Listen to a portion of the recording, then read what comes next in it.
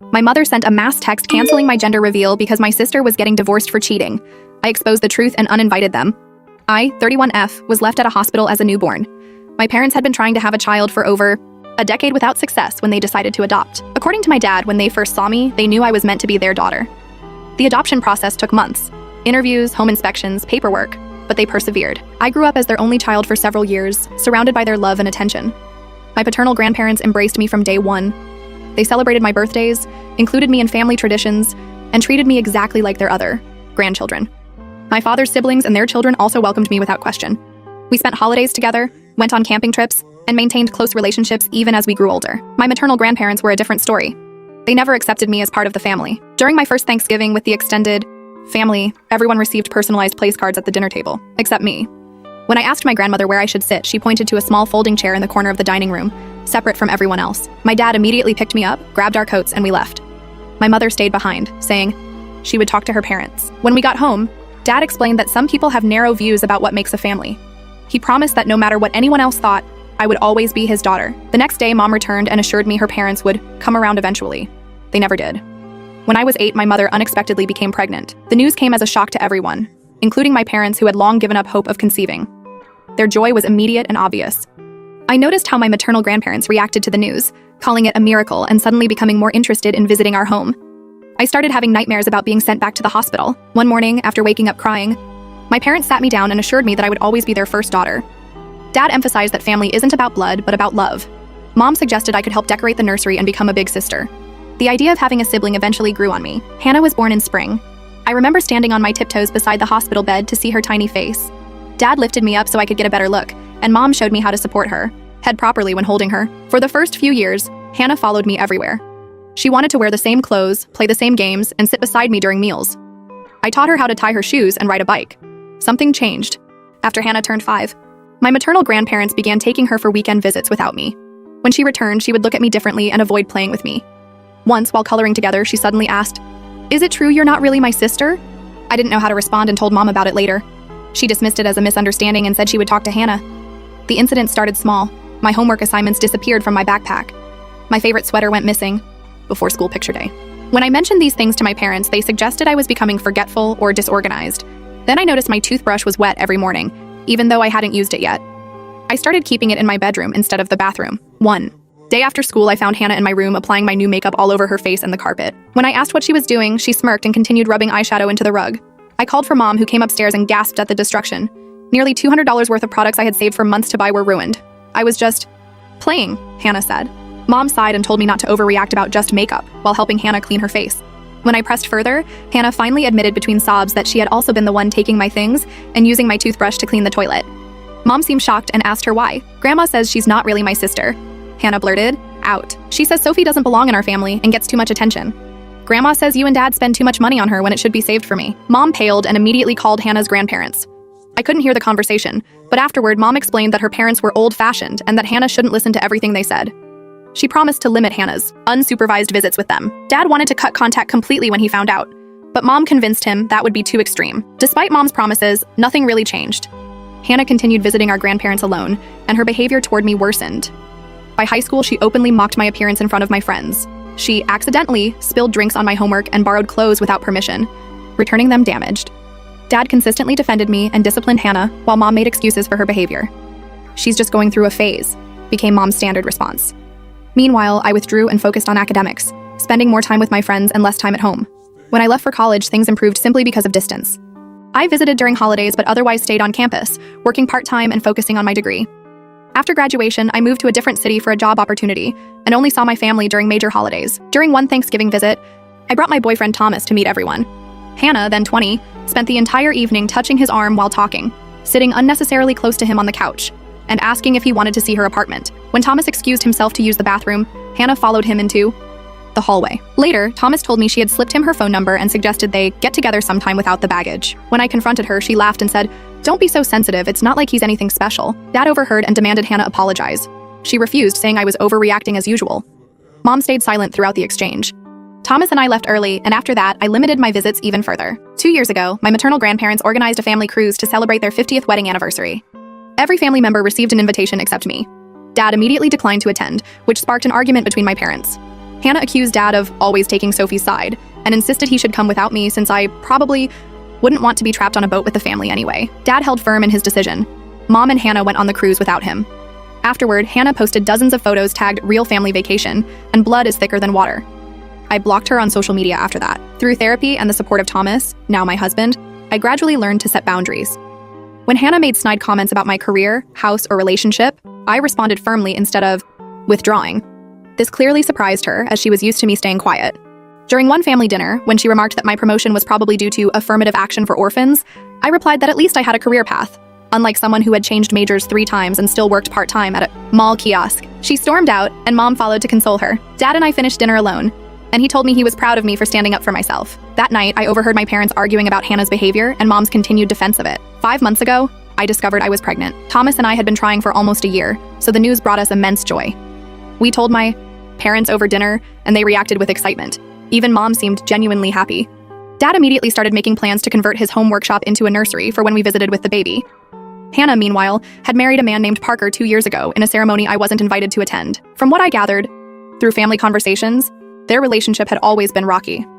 Hannah frequently complained about Parker to Mom, who then relayed these issues to me despite my lack of interest in Hannah's marital problems. Last month, I decided to host a gender reveal party. Juice, a small gathering with close friends and family where we would cut into a colored cake. Thomas's parents were flying in for the occasion, and my father's side of the family had all confirmed their attendance. My mother initially offered to help with preparations but became increasingly distant as the date approached. 3 days before the party, Mom called. Her voice sounded strained as she explained that Hannah was going through a difficult time and had moved back home temporarily. According to Mom, Parker had misunderstood a situation and was now filing for divorce. Given these circumstances, Mom suggested that I postpone my gender reveal party as it would be insensitive to celebrate while Hannah was suffering. I explained that invitations had been sent, people were traveling to attend, and the bakery order was confirmed. Moreover, my pregnancy had nothing to do with Hannah's marital problems. Mom became insistent, saying family should support each other during crises and that I was being selfish by proceeding with my plans. Hannah needs everyone's support right now, she said. You can always have your party later when things settle down. I refused to cancel, suggesting that if Hannah felt uncomfortable, perhaps she and Mom could skip the event. This response apparently offended Mom, who hung up after saying I had always lacked empathy. The morning of the party, I received a group text from Mom addressed to all guests. She explained that due to a family emergency, my gender reveal party was canceled until further notice. She apologized for the inconvenience and promised updates about rescheduling. I had received no prior notification of this decision. When I called Mom, she arrived at my house 30 minutes later, explaining she had saved me from embarrassment. According to her, celebrating a pregnancy while Hannah was dealing with divorce would appear tasteless to extended family. She described my gender reveal as a trivial event that could easily be postponed to accommodate Hannah's emotional needs. For the first time in my life, I asked my mother to leave my house immediately. She seemed shocked by my reaction and attempted to justify her decision further, but I opened the front door and waited silently until she left. Thomas came home early from work after I called him. While explaining what happened, I received a text from Hannah telling me to stop being a drama queen about a stupid party and to consider how difficult her life was right now. She added that Mom was just trying to protect the family's reputation and that I should keep certain details private. That evening, I learned from my father that Hannah's divorce was not due to a misunderstanding as Mom had claimed. Parker had returned home early from a business trip and found Hannah in bed with her former college boyfriend. Dad had only recently discovered the truth himself and was furious with both Hannah for her infidelity and Mom for misrepresenting the situation. After consulting with Thomas, I composed an email. I addressed it to everyone who had been invited to the gender reveal party, explaining that contrary to my mother's message, I had not agreed to cancel the event.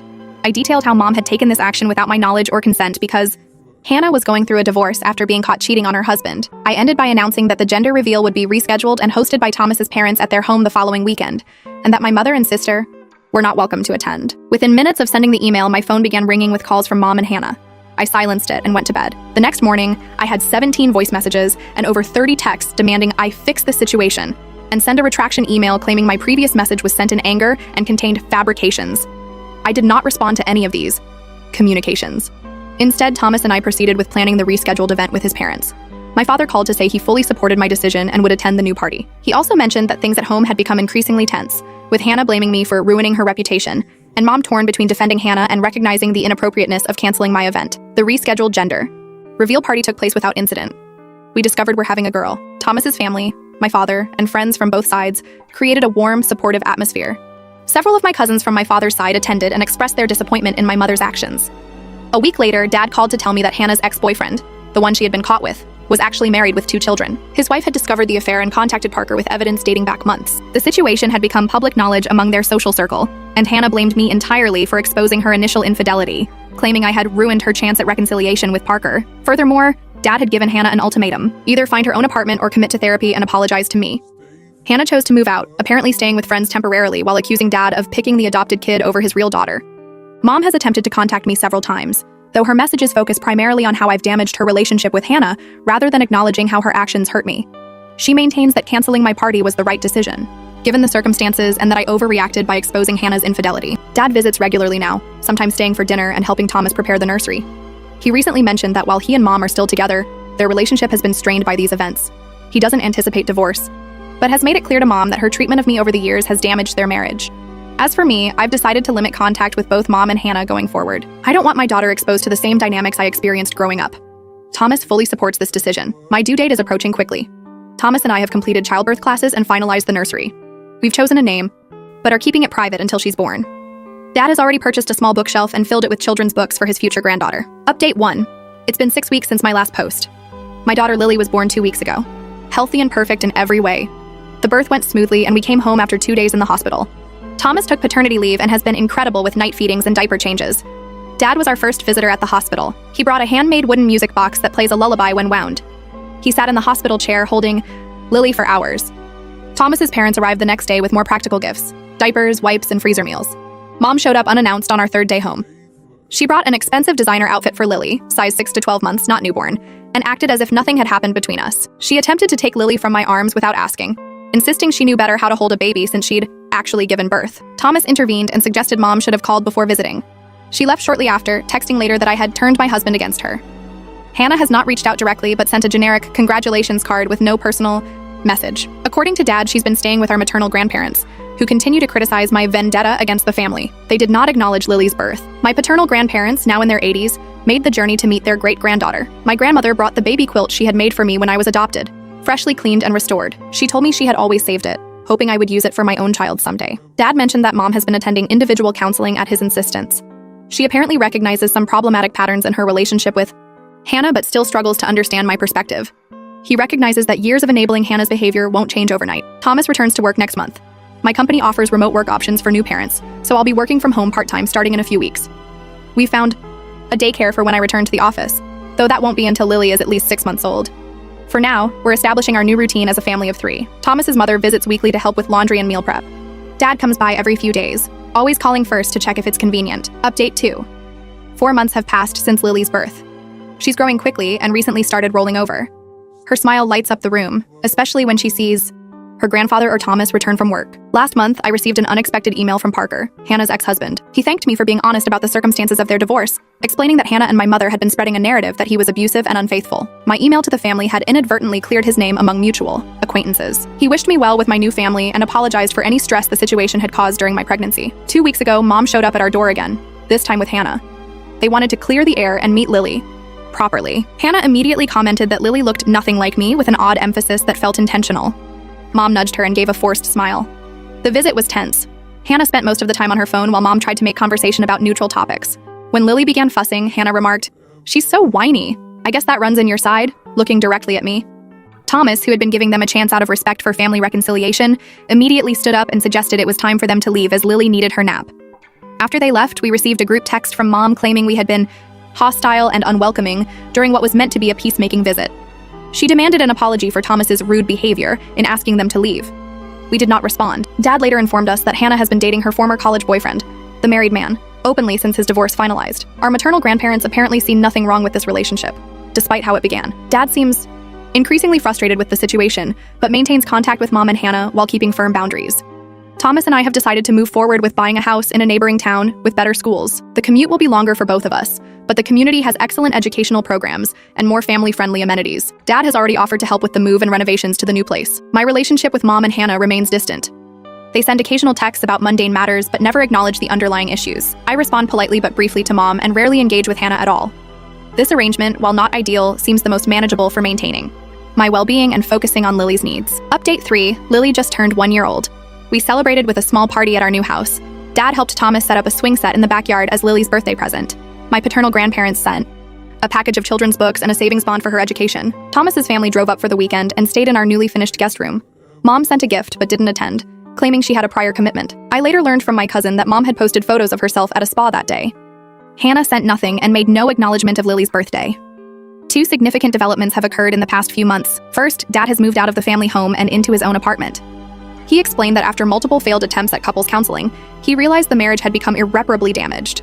The final straw came when he discovered Mom had been secretly sending money to Hannah to fund a cosmetic procedure, while claiming they couldn't afford to fix the roof leak in their house. He emphasized that his decision wasn't solely about my situation with Mom and Hannah, but rather the culmination of decades of similar patterns.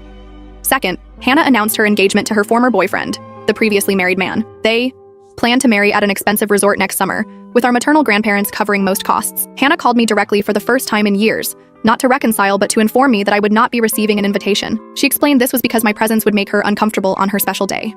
I wished her well and ended the call. Mom contacted me afterward, insisting I should be more supportive of Hannah despite not being invited to the wedding. She suggested I send an expensive gift as a gesture of goodwill. When I declined, explaining that I wouldn't send a gift to an event I wasn't welcome to attend, she accused me of being petty and holding grudges.